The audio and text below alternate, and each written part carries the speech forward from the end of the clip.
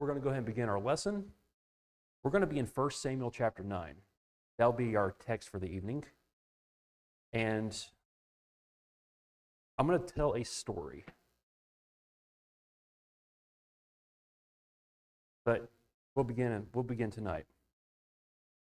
Genealogy is an interesting topic for a lot of people. It is like a history book, but it's only condensed for a small group of people.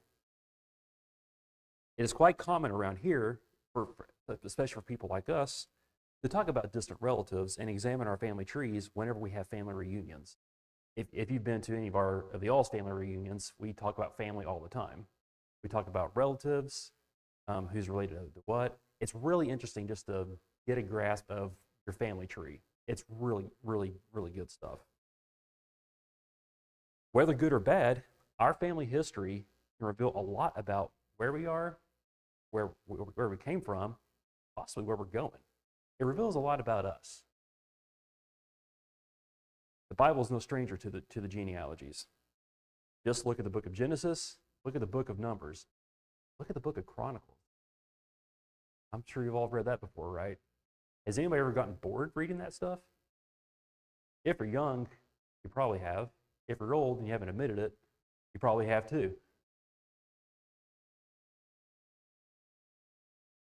Family history is interesting. It's very, very, very humbling knowing where your roots are at. It's always good to know where you came from, and it's good to never forget where you came from. Otherwise, you can't grow. Like a tree planted in the ground, you can't grow unless you're rooted. But we're going to talk about a family tree of sorts. Or we're going to talk about a man named Kish. What destiny is in store for this man and his bloodline? We're going to find out. 1 Samuel chapter 9, verse number 1. Now there was a man of Benjamin whose name was Kish, the son of Abiel, the son of Zeror, the son of Bechorath, the son of Aphiah, a Benjamite, a mighty man of power. Let's go to the Lord in a word of prayer before we continue. Heavenly Father, we pray you'll bless the lesson tonight. May you be glorified above all. Guide our ears and our hearts, guide our mouths, that we may speak to glorify your name. We pray in Jesus' name. Amen. Who is Kish? Interesting name. Like we just read, he's a son of the tribe of Benjamin. Not much is said of Kish since his introduction, but the Bible states he is a mighty man of power. Did you know he's got a son? His son's name is Saul.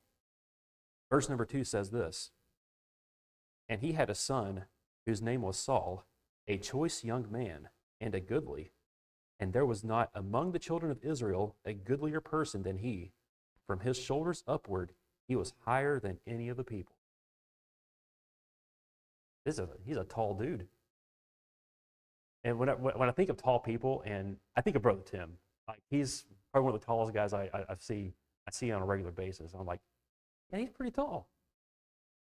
And when you're around a lot of short people, it's like, man, you really stick out from the crowd.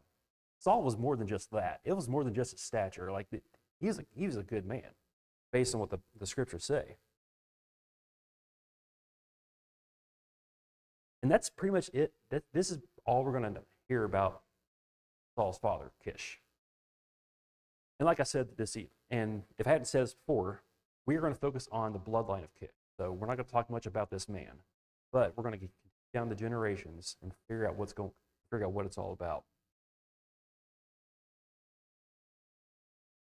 Kish has more sons, but we might get back to that later. So I got this lesson divided up into 3 parts. We're going to talk about part 1 right now. Part 1 is titled this, Saul and Jonathan. Like we said, Saul is described as a good man and one whose stature goes above all others. To talk of all the things that Saul's done in his life, I mean, we're going to be here all month. Like I don't have time for that, and I'm sure you all don't either. But the Bible is very rich in the life of Saul. But we are going to talk about some of his notable events and kind of just kind of get an idea of where he ends up. Saul is called to be king. In the same chapter, we're going to go to verse 14. Now, to kind of recap, Saul went to go look for his father's sheep that had been lost. And he eventually goes up to meet Samuel. And so 1 Samuel 9:14 says, "And they went up into the city, and when they were come into the city, behold, Samuel came out against them for to go up to the high place. Now the Lord had told Samuel in his ear a day before Saul came, saying, Tomorrow about this time I will send thee a man out of the land of Benjamin, and thou shalt anoint him to be captain over my people Israel, that he may save my people out of the hand of the Philistines. For I have looked upon my people, because their cry is come unto me." And when Samuel saw Saul, and the Lord said unto him, Behold, the man of whom I spake to thee of, this same shall reign over my people. So Israel's getting a king. And one thing I want to note about this was that the reason the Lord has given a king to the children of Israel was direct disobedience to God itself. 1 Samuel chapter 8, if you go back one chapter, it says this in verse 4. Then all the elders of Israel gathered themselves together and came to Samuel unto Ramah, and said unto him, Behold, thou art old, and thy sons walk not in thy ways. Now make us a king to judge us like all the nations. But the thing displeased Samuel, and they said, Give us a king to judge us. And Samuel prayed unto the Lord. And the Lord said unto Samuel, Hearken unto the voice of the people, and all that they say unto thee, for they have not rejected thee, but they have rejected me, that I should not reign over them. According to all the works which they have done since the day that I brought them up out of Egypt, even unto this day, wherewith they have forsaken me, and served other gods, so do they also unto me. Now therefore hearken unto their voice, howbeit yet protest solemnly unto them, and show them the manner of the king that shall reign over them. So basically, children of Israel are like, we want to be like all the other nations. We don't want a judge. We don't want a priest. We want a king. We don't want to listen to what God has to say. We want a king to tell us what to do. And then Samuel proceeds to tell them he's going to take a lot of what you have, your sons, your daughters, your livestock, your crops. A lot of that's going to the king. If you want a king to rule over you, he's going to take some things. It's going to cost you guys. And if only they could ever look into the future to see how the kings of Israel, treated the Lord and treated others, I don't think they would be very thrilled about that. But this is why we have a king in Israel at this point. Saul is anointed.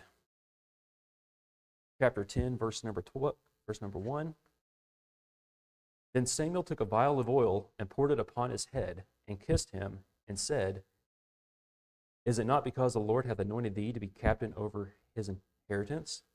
When thou art departed from me today, then thou shalt find 2 men by Rachel's sepulchre in the border of Benjamin at Zelzah, and they shall say unto thee, The asses which thou wentest to seek are found, and lo, thy father hath left the care of the asses, and sorroweth for you, saying, What shall I do for my son?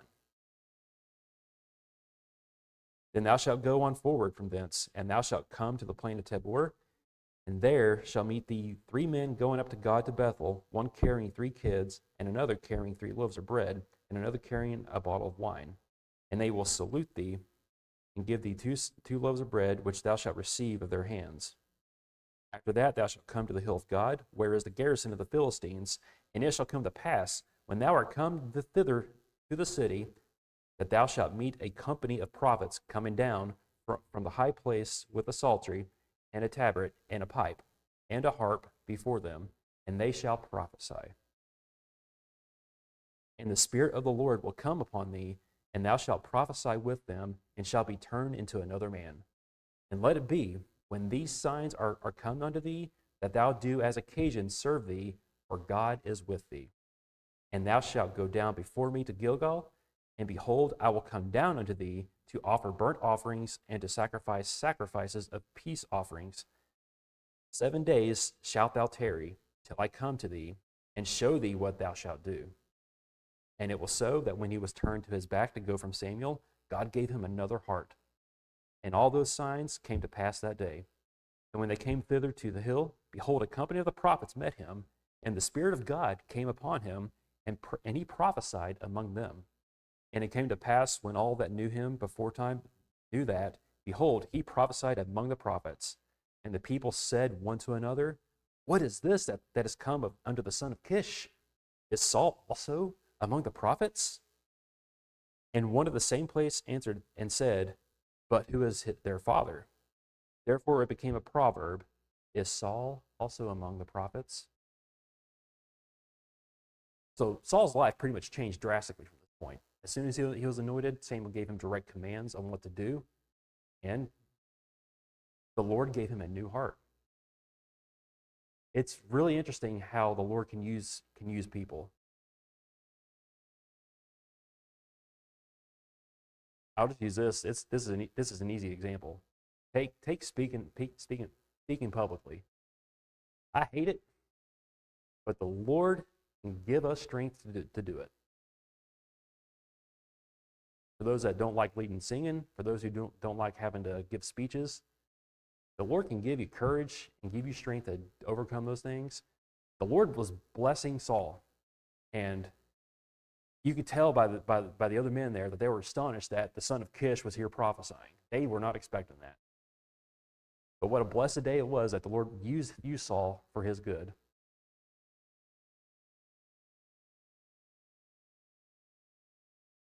So then, time marches on. We're going to go to 1 Samuel chapter 13, and we're going to go into the slippery slope that is the downfall of King Saul. Saul reigns as king, but he rebels against God.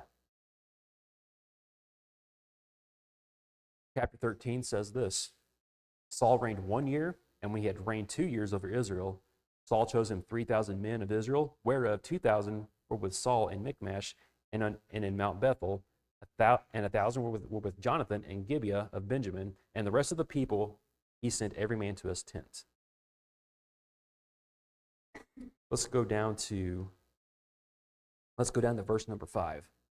And the Philistines gathered themselves together to fight with Israel, 30,000 chariots and 6,000 horsemen, and people as the sand which is on the seashore in multitude. And they came up and pitched in Michmash, eastward from Bethaven.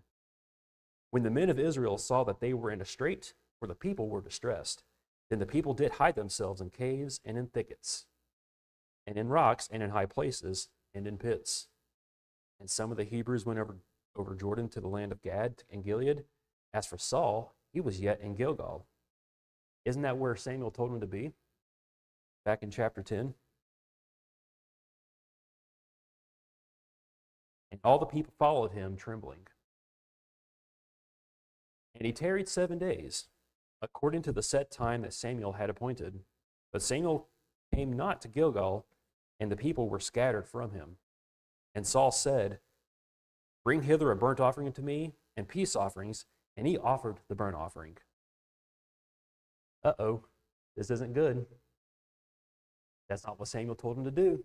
He told him to wait, didn't he? And it came to pass that as soon as he had made an end of the offering, end of offering the burnt offering, behold, Samuel came, and Saul went out to meet him, that he might salute him. And Samuel said, What hast thou done? And Saul said, Because I saw that the people were scattered from me, and that thou camest not within the days appointed, and that the Philistines gathered themselves together at Michmash. Therefore said I, The Philistines will come down now upon me to Gilgal, and I have not made supplication unto the Lord. I forced myself, therefore, and offered a burnt offering. Saul did two things here that were not right. Well, three things. One, he took his eyes off God and started looking at the situation around him. Two, he started having doubts within himself of what the Philistines were going to do to him. And 3, he disobeyed Samuel's command, namely God's command. Verse 13, Samuel says this, "Thou hast done foolishly. Thou hast not kept the commandment of the Lord thy God, which he commanded thee. For now would the Lord have established thy kingdom upon Israel forever. But now thy kingdom shall not continue. The Lord hath sought him a man after his own heart, and the Lord hath commanded him to be captain over his people, because thou hast not kept that which the Lord commanded thee." Man, what a short-lived legacy. 2 years, I believe, and Saul's kingdom's pretty much done.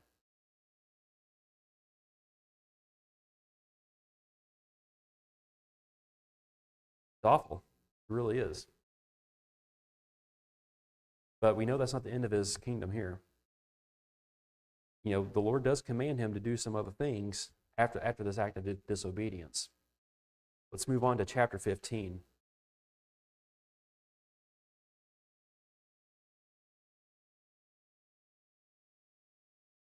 The next thing I want to point out tonight, is this. Saul fails to kill Agag of the Amalekites.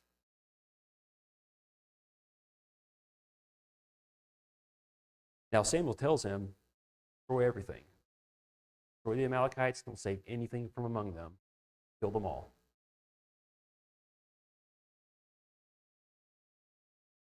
Verse 3 says this, "Now go and smite Amalek and utterly destroy all that they have, and spare them not, but slay both man and woman, infant and suckling, ox, sheep, camel, and ass."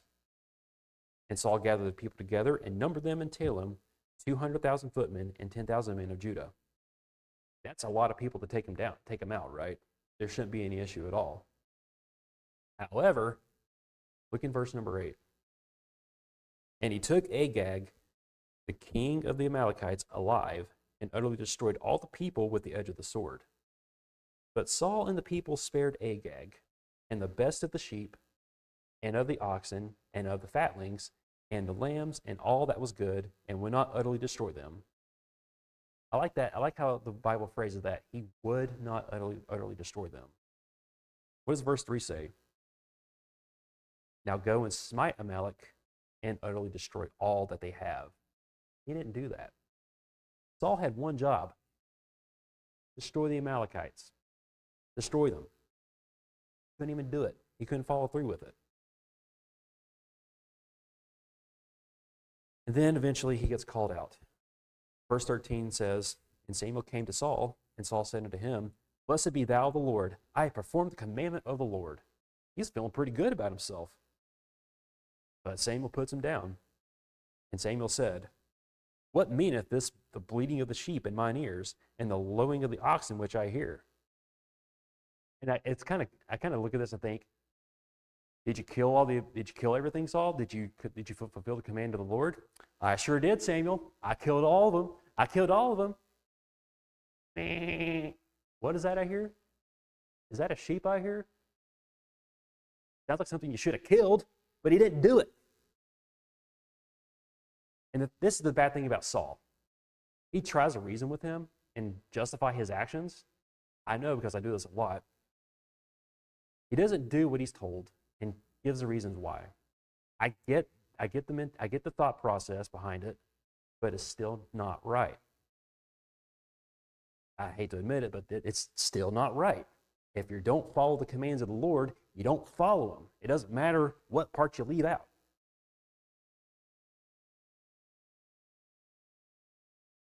Verse 16, "Then Samuel said unto Saul, Stay, and I will tell thee what the Lord hath said to me this night. And he said unto them, Stay on."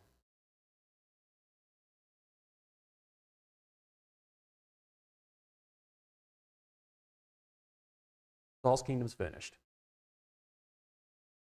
You look down in verse 32. It said, "Samuel, bring ye hither to me Agag, the king of the Amalekites." And Agag came unto him delicately. And Agag said, "Surely the bitterness of death is past." And Samuel said, "As thy sword hath made women childless, so shall thy mother be childless among women." And Samuel hewed Agag in pieces before the Lord in Gilgal. Then Samuel went to Ramah, and Saul went up to his house to give in to Saul. And Samuel came no more to see Saul until the day of his death. Nevertheless, Samuel mourned for Saul, and the Lord repented that he had made Saul king over Israel. Before we continue on into the next part of Saul's life, who are the Amalekites? Now, if you just do a simple word search on them, you'll find references to them all the way back to Genesis chapter 32, all the way up into the book of Judges.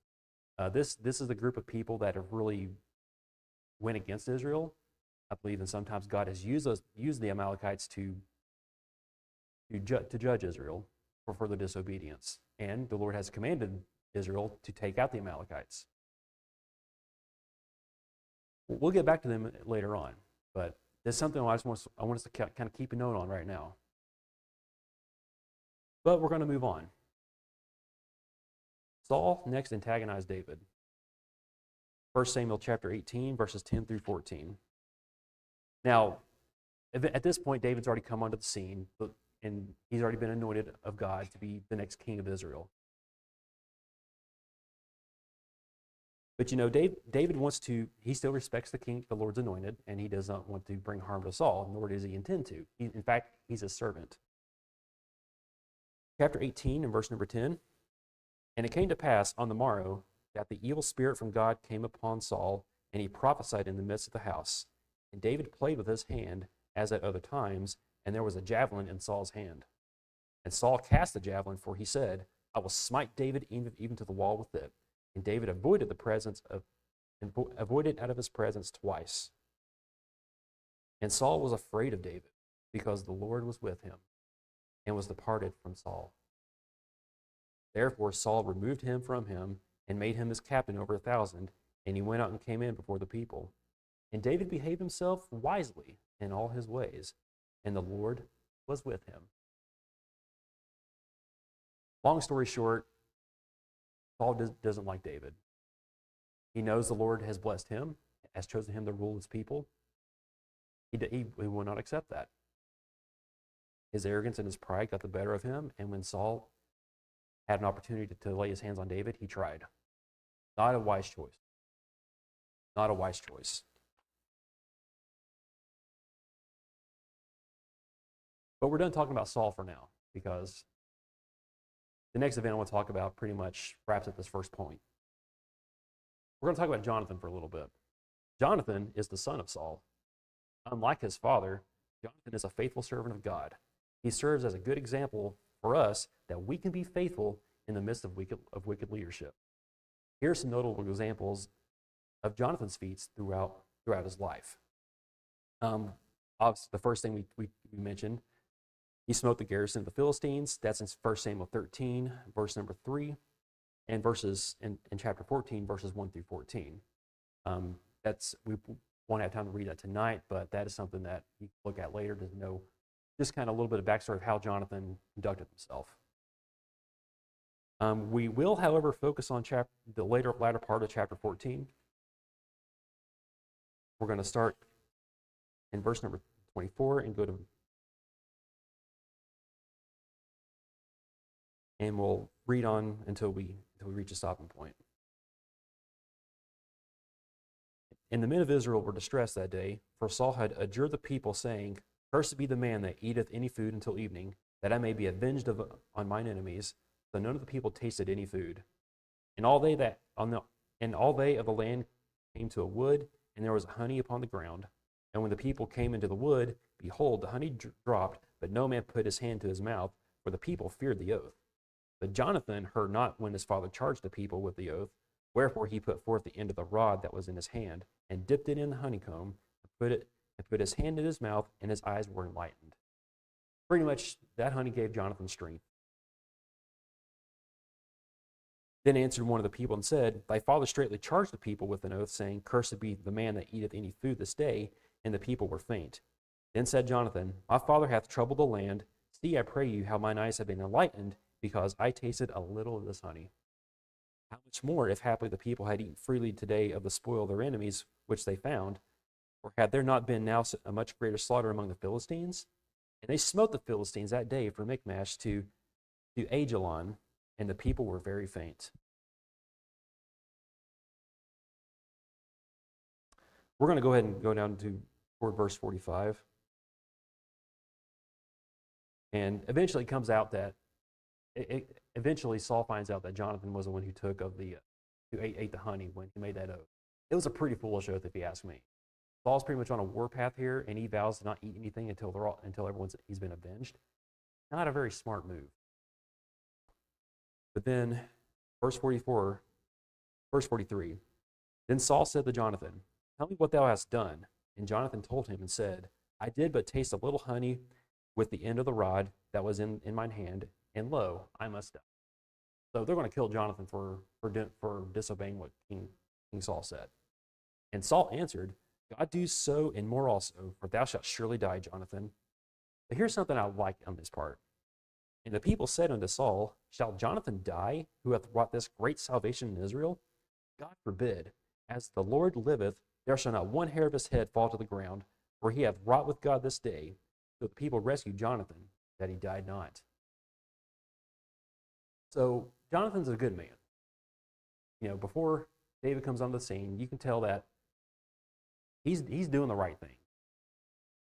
And had he heard Saul's command, he probably would have followed it. But he used common sense to kind of get through those the situations. And thankfully, the people delivered Jonathan out of death. The next thing that Jonathan, I think he's probably the best known for, is his allying with David. Chapter 19 of 1 Samuel.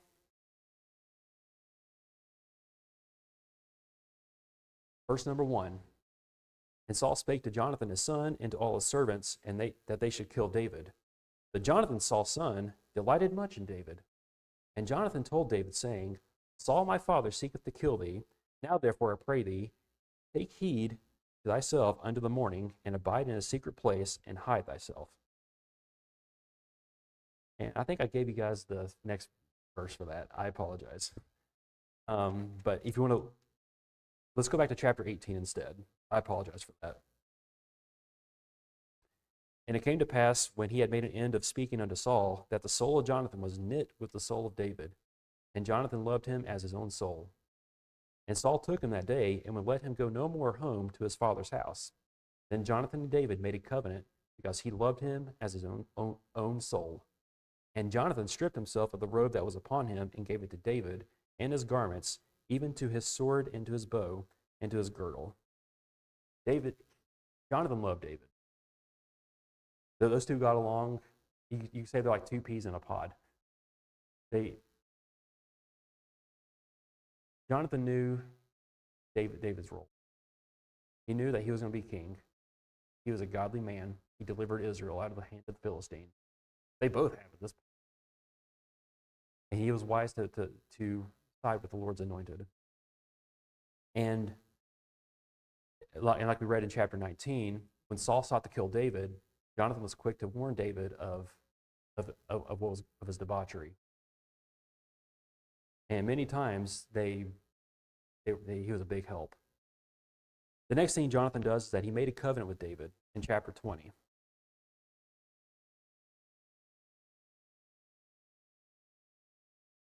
But then,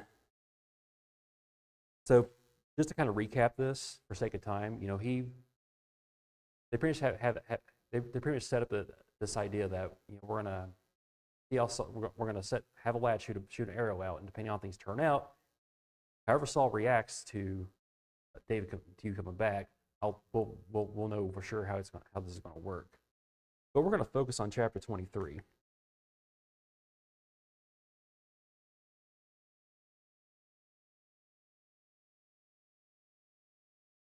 Because in chapter 20, Jonathan and Saul and David, they made their covenant between them and the Lord. A covenant between their seed and his seed and his seed. There was a promise made.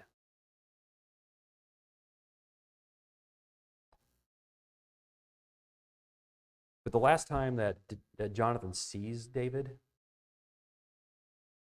should be in chapter 23. Verse 15 says this: And David saw that Saul was come out to seek his life, and David was in the wilderness of Ziph in a wood. And Jonathan, Saul's son, arose and went to David into the wood and strengthened his hand in God.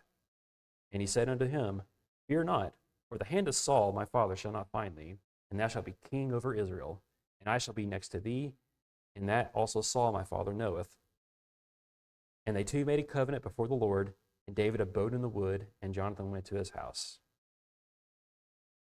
This is the last time I believe that these two men saw each other. Unfortunately, Jonathan would never be able to be by David's side when he was returning as king. Because in 1 Samuel chapter 31, both Jonathan and Saul die in battle.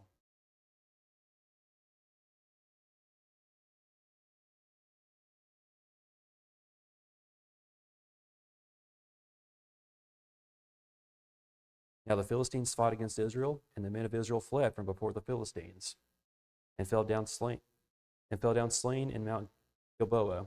And the Philistines followed hard upon Saul and upon his sons.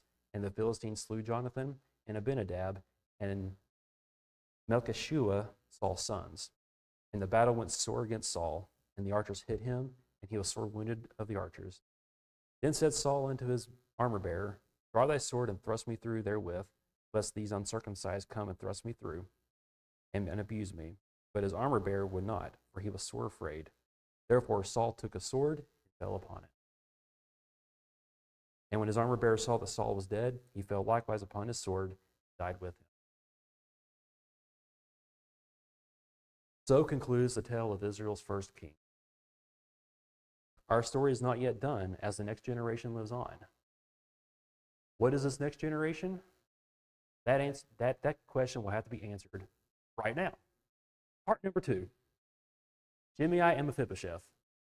If you're catching a pattern right now, I've taught on these things before, and the more I've taught on them, the more I thought it'd be cool to combine all this together, because I think it's very encouraging, and I want to share it with you. So sorry to kind of cut that in the middle of this, but let's read on to it, because I really like how this turns out.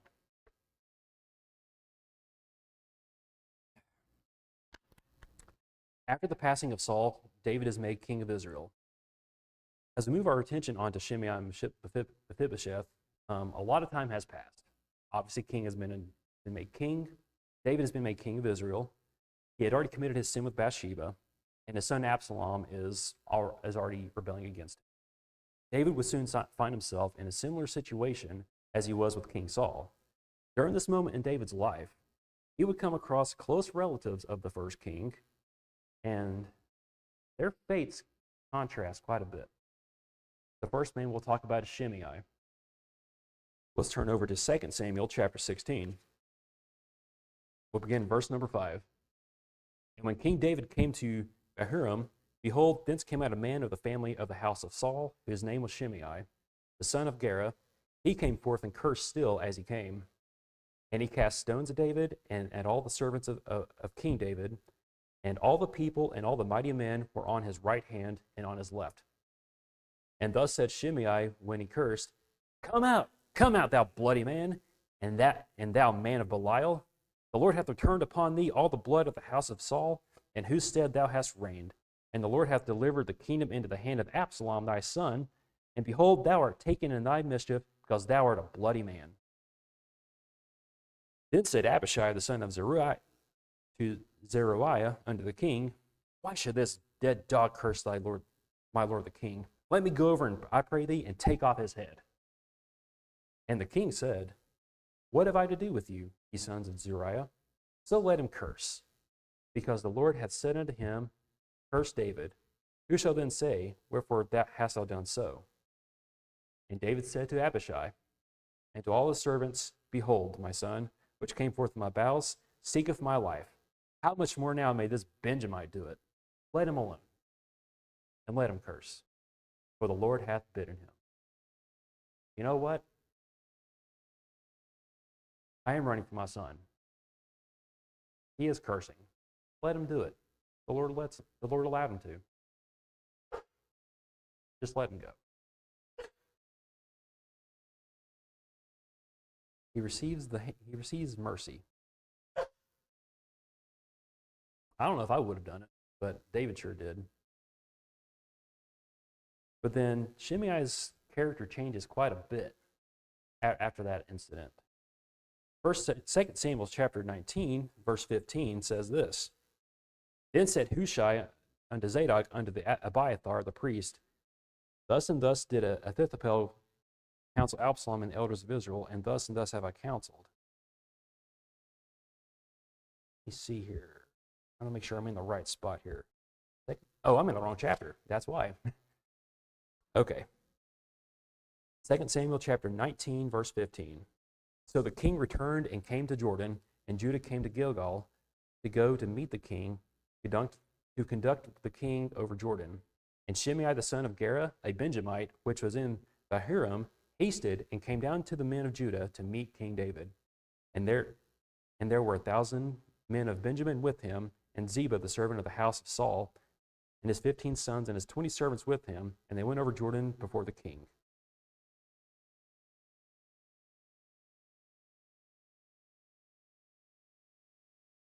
And there went over a ferry boat to carry over the king's household and to do what he thought good.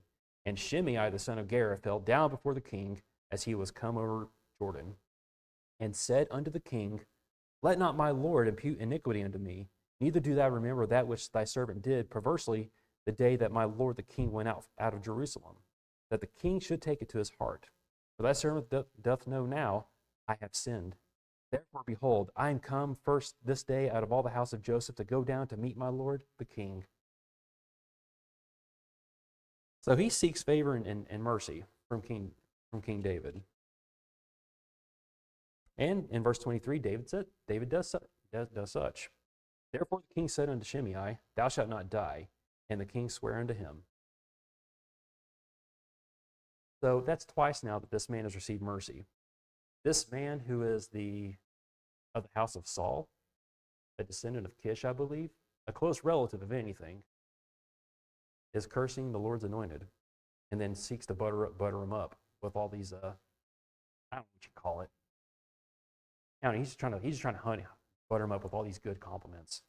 It works for now, but eventually, when David dies and Solomon is king, he starts cleaning things up, because there's a lot of men that went against David during this time of Absalom's rebellion. And in 1 Kings chapter 2, he finally meets the king's judgment.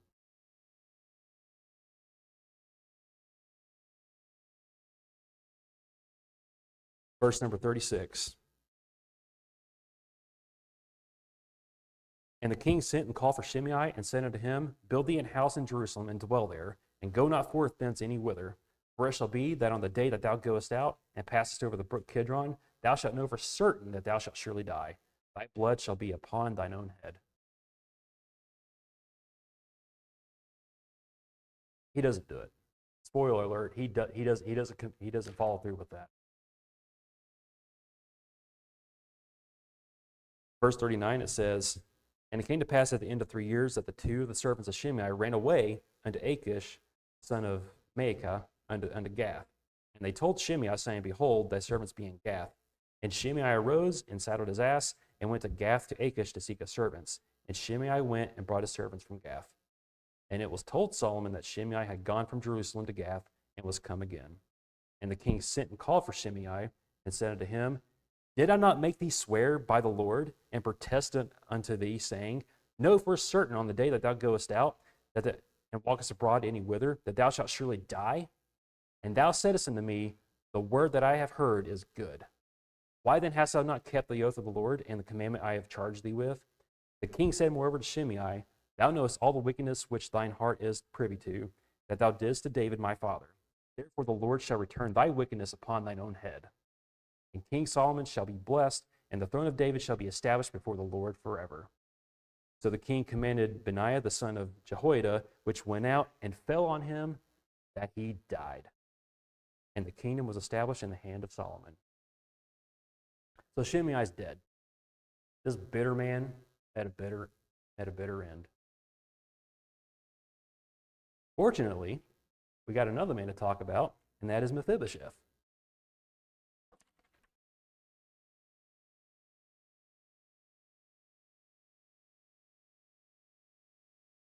2 Samuel chapter 4.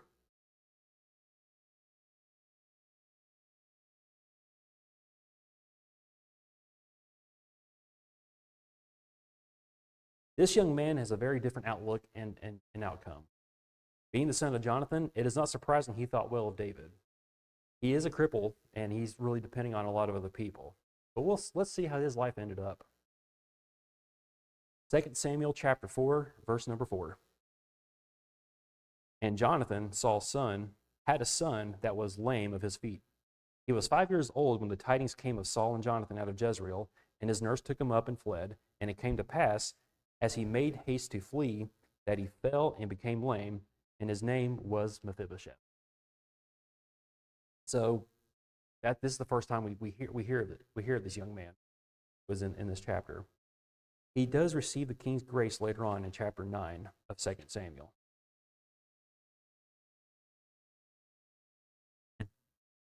And you don't have to turn there, but I'll go and read this for you.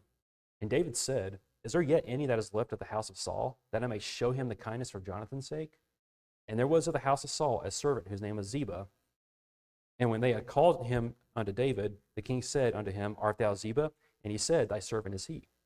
And the king said, "Is there not yet any of the house of Saul, that I may show the kindness of God unto him?" And Ziba said unto the king, "Jonathan hath yet a son, which is lame on his feet." And the king said unto him, "Where is he?" And Ziba said unto the king, "Behold, he is in the house of Machir, the son of Amiel of Lodabar." There's a lot of names. I'm sorry for the mispronunciations. So verse number 5 says, "Then King David sent and fetched him out of the house of Machir, the son of Amiel from Lodabar. Now when Mephibosheth, the son of Jonathan, the son of Saul, was come unto David, he fell on his face and did reverence. And David said, Mephibosheth, and he answered, Behold, thy servant. And David said unto him, Fear not, for I will surely show thee kindness for Jonathan thy father's sake, and will restore thee all the land of Saul thy father, and thou shalt eat bread at my table continually. And he bowed himself and said, What is thy servant, that thou shouldest look upon such a dead dog as I am? Then the king called Ziba, Saul's servant, and said unto him, I have given unto thy master's son all that pertained to Saul and to all his house. After all these years, David has shown kindness to Jonathan's son, and to Jonathan. Those two made a covenant together. And Mephibosheth treated David nicely. Unlike Shimei, he submitted himself and humbled himself before the king. Unfortunately, things don't end there because he is misrepresented later on. In chapter 16 of 2 Samuel, during Absalom's reign of terror, this is mentioned of him. And when David was a little past up the top of the hill, behold, Ziba, the servant of Mephibosheth, met him, and a couple of asses saddled, and upon them 200 loaves of bread, and 200 bunches of raisins, and 100 of summer fruits, and a bottle of wine. And David said unto Ziba, What meanest thou by these? And so Ziba tells him about that. In verse number 3, he says, And where is thy master's son? And Ziba said unto the king, Behold, he abideth at Jerusalem, for he said, Today all the house of Israel restore me the kingdom of my father. Ziba here just practically lied to David and said, Mephibosheth staying behind because he wants to inherit the throne just like his father Saul. And so David, with no way of confirming this, he says, All right, everything that you have, everything that is his, it's just yours now. Which is really discouraging because Mephibosheth wasn't there to say anything about that. Fortunately, that this does get addressed in chapter 19 and verse 24.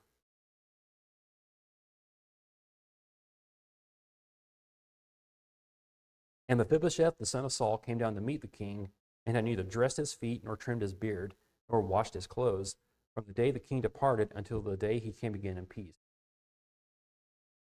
And it came to pass, when he was come to Jerusalem to meet the king, that the king said unto him, Wherefore wentest thou not with me, Mephibosheth? And he answered, My lord, O king, my servant deceived me. For thy servant said, I will saddle me an ass, that I may ride thereon, and go to the king, because thy servant is lame.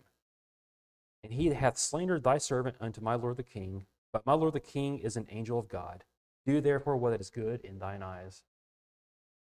For all thy father's house were but dead men before the Lord the king, yet didst thou set thy servant among them that did eat at mine own table. What right therefore have I yet to cry any more unto the king?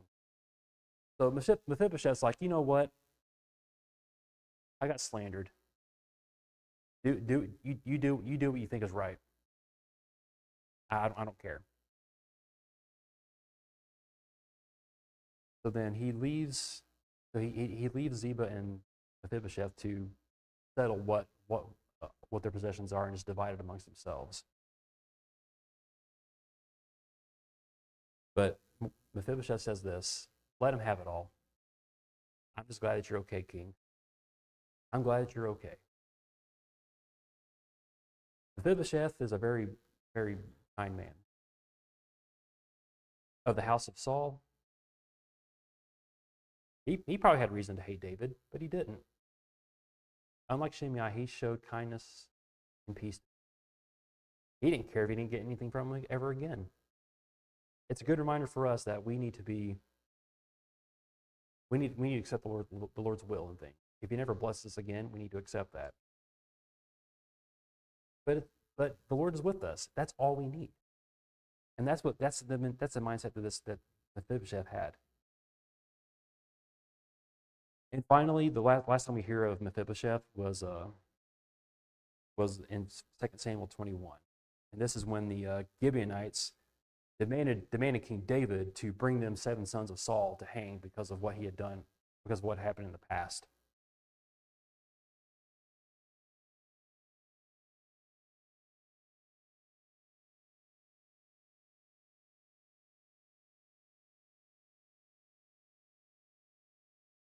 And look here in verse number 6.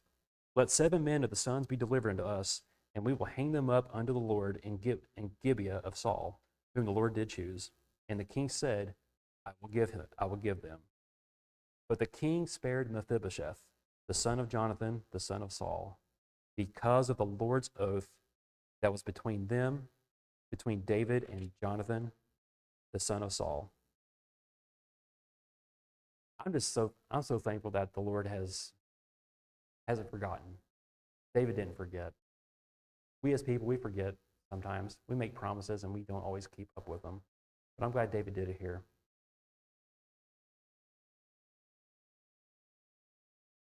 So what will you do? Will you get bitter or will you get better? The saying's not original with me. Those are the two choices we have. Before we end tonight, we got one more part to go over, and we probably don't have much time to go over this, so we'll probably skim through a lot. We're going to talk about part number 3, Mordecai and Esther. What do they have to do about all this? That doesn't make a lot of sense, does it? Well, it kind of does. Even though Shimei met a bitter end in the book of 1 Kings, his lineage does not end here. We have one more group of people who were faithful to the Almighty God in a story that brings this lesson to a satisfying conclusion. Mordecai is a man who is of the house of Kish. Check out Esther chapter 2.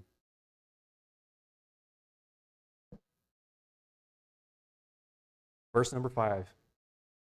Now in Shushan the palace there was a certain Jew whose name was Mordecai, the son of Jair, the son of Shimei, the son of Kish, a Benjamite, who had been carried away from Jerusalem with the captivity which had been carried away with Jeconiah the king of Judah, whom Nebuchadnezzar the king of Babylon had carried away. He's pretty much an outcast. He was brought into Shushan under the rule of the king. But it's pretty clear here where his lineage lies. He is of Shimei, of all people. Can you believe it? How can a bitter man like that have a man like Mordecai? How? Lord does a lot of good things. And he does not hold your lineage against you. I will tell you that. Here's some of Mordecai's notable feats, or notable events. He took Esther in for his own daughter, verse number 7 of chapter 2. He brought up Hadassah, that is Esther, his uncle's daughter, for she had neither father nor mother, and the maid was fair and beautiful, whom Mordecai, when her father and mother were dead, took for his own daughter. He basically adopted her, which is very significant, knowing Esther's role in the story. In chapter 2, verses 21 through 23, he rescues the king.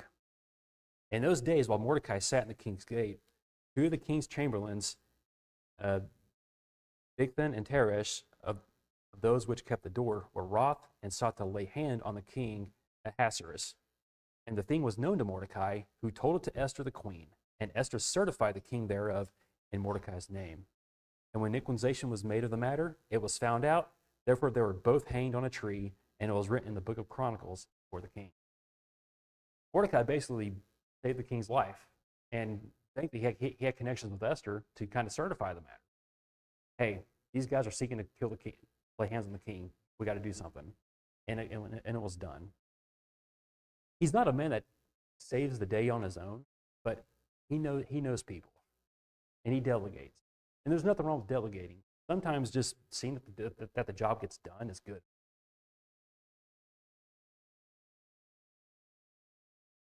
So there it was recorded. The next thing he's known for is that he refused to bow to Haman. Esther chapter 3, it says this: After these things did King Ahasuerus promote Haman, the son of Hammedatha, the Agagite, and advanced him, and set a seat above all the princes that were with him. Hold on a minute. Wait a sec. Whoa, who is Haman? The son of Hammedatha, the Agagite. Does Agag sound familiar to you guys? Shake your head if you do. And if you're watching, shake your head too. I'll know if you did. There seems to be a little bit of similarity here with that and King Agag. But I don't have anything concrete on that just yet. Basically, the king promotes Haman and advances him and set a seat above all the princes that were with them. And all the king's servants that were in the king's gate bowed and reverenced Haman, if the king had so commanded concerning him. But Mordecai bowed not, nor did him reverence.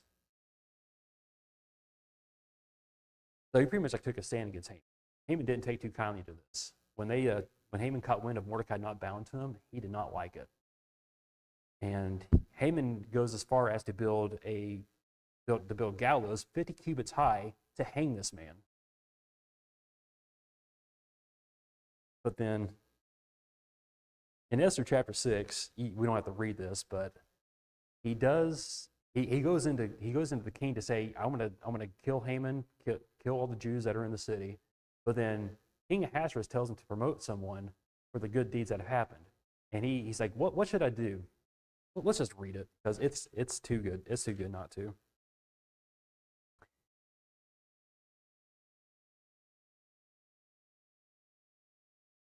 And on that night could not the king sleep. And he commanded to bring the book of records of the Chronicles, and they were read before the king. And it was found written that Mordecai had told of Bigthana and Teresh, two of the king's chamberlains and the keepers of the door, who sought to lay hand on the king and Ahasuerus. And the king said, honor and dignity, what honor and dignity have been done to Mordecai for this? Then said the king's servants that ministered to them, there is nothing done for him. We didn't do anything for the guy, basically. And the king said, who is in the court? Now Haman was come into the outward court of the king's house to speak unto the king to hang Mordecai on the gallows that he had prepared for him. And the king's servants said unto him, behold, Haman standeth in the court. And the king said, let him come in. Come on in, Haman. So Haman came in, and the king said unto him, what shall be done to the man whom the Lord king delighteth to honor? Now Haman thought in his heart, to whom would the king delight to do honor more than to myself? I'm just going to tell him what I would like, and he'll give it to me. That was his mentality here. And Haman answered the king, with a man whom the king delighteth to honor, and he had his big speech later. It's really over the top. Let the royal apparel be brought which the king useth to wear, and the horse that the king rideth upon, and the crown royal which is set upon his head. And let this apparel and horse be delivered to hand of one of the king's most noble princes, that he may array the man withal whom the king delighteth to honor, and bring him on the horseback through the street of the city, and proclaim before him, thus shall it be done to the man whom the king delighteth to honor. And so, here he comes. He's going to hear it. Then the king said unto Haman, make haste, and take the apparel of the horse, as thou hast said, and do even so to Mordecai, the Jew. Boy, his heart just sank. Whatever ego Haman had left is gone. It is gone.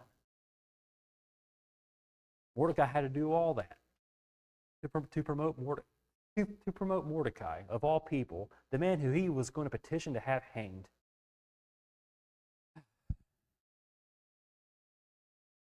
What a humiliating story. But then the last thing, Mordecai and Esther deliver the Jews from Haman. As the story goes on, Mordecai wants to kill all the Jews. The matter is brought to Mordecai and to Esther, and Esther makes petition to the king of what's going to happen during the banquet. He's going to ask him in the banquet that the Jews are going to be set to kill. My people are going to die.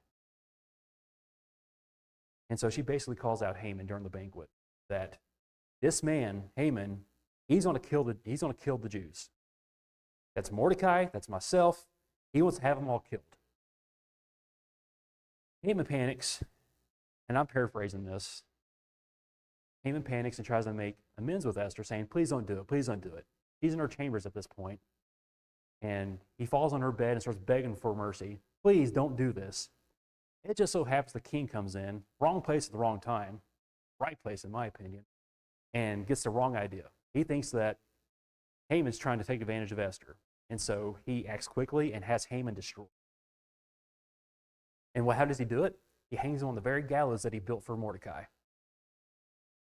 What a powerful, there's so much dramatic irony in that.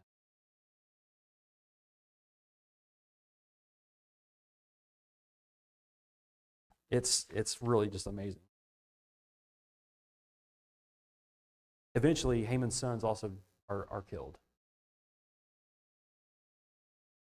So I mentioned earlier that he was the son of an Agagite, which I believe he has connections to King Agag of the Amalekites. I don't know 100% for certain if Haman is a descendant of the Amalekites. I see connections here. I could be wrong, but if you go back and if you want to go back to 1 Samuel real quick, let me just tell you this. When Saul said that they killed all the Amalekites, did he really? Because they seem to keep popping back up throughout the book of Samuel and throughout David's reign. And I'm just going to read this one verse just to show proof to you that after Samuel had killed Agag, I don't think all of them were destroyed. 1 Samuel 30, verse 1 says this, and it came to pass when David and his men were come to Ziklag on the third day, that the Amalekites had invaded the south, and Ziklag, smitten Ziklag, and burned it with fire. Amalekites. Saul, you had one job. He didn't do it. I'm not sure if he has a connection to Haman here. I think he does. I could be wrong. One thing that we are sure of, though, is that Mordecai is the son of Kish. Saul is the son of Kish. Saul, who was commanded to destroy the Amalekites and failed to do so, if Mordecai and Esther were the ones to take them down, man, how awesome would that be? That God's command all the way back in Samuel chapter 10, or in chapter 13, in 1 Samuel 13, was finally accomplished here in the book of Esther. It's comforting to know that throughout multiple generations, God's will get accomplished. So is the line of Kish.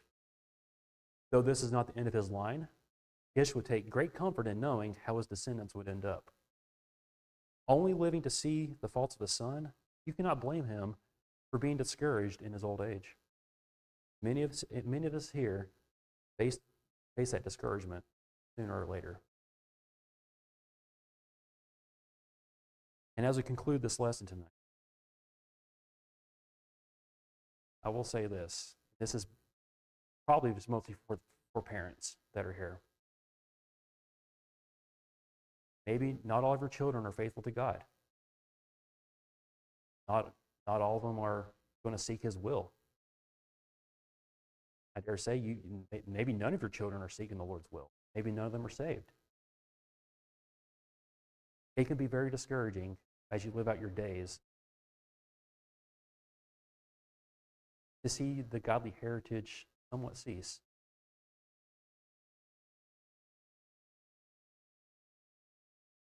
But God's not done with us yet.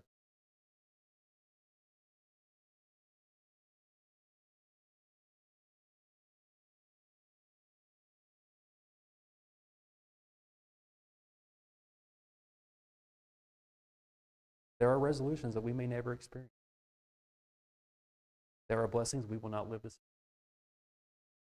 But perhaps, when we are long gone, God will raise up a new generation who will seek his face and turn from their ways. We may be here for just a season to sow the seed for the generations ahead to reap. Some of the Christian movies that we watch, they're very encouraging, like Facing the Giants, Flywheel, all those other ones. I do appreciate their message that they give. If I have one thing to complain about on those, is that I feel like their blessings come too easy. They come too quick. Like the minute they just are saved and give their hearts to God, it seems like all good things happen to them. That couldn't be further from the truth for the Christian life. Your problems don't always go away. The blessings don't always come right then and there. Sometimes the promises of God take some time.